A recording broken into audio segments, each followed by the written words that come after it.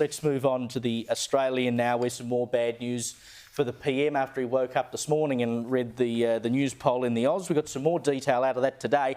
PM's case of chronic pain in the middle.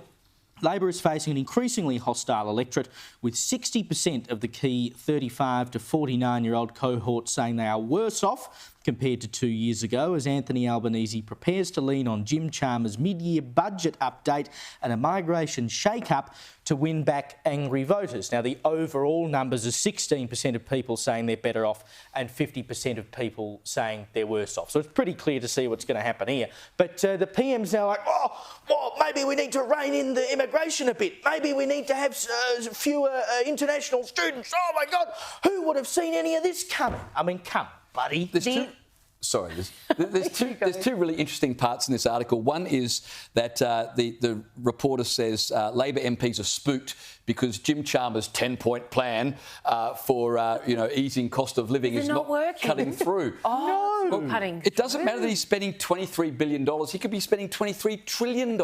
No one believes he's got a clue about how to fix this problem. And the other part of this article that really annoys me is it says high-level government discussions have focused on the need to get through the final weeks of Parliament before pivoting back to the economy next year. And this is the perception of this government, that they really don't care, because we're not going to just sort of, cruise through Christmas and then pivot later on. Our bills are still coming through, but the government's chief concern is let's just get through the final week of Parliament to the finish line, and then we can enjoy Christmas and we'll worry about it next year. Let's drag our slimy carcasses. Honestly, they are just waiting for the last sitting day to finish. Yep. They will wash their hands of it until the next sitting day, which is usually far longer into the new year than any of us going back to work. But that is literally the plan here. And hoping that everyone has a holly jolly Christmas, forgets about their woes, run up massive credit card debt because you can't celebrate like you used to for the same dime.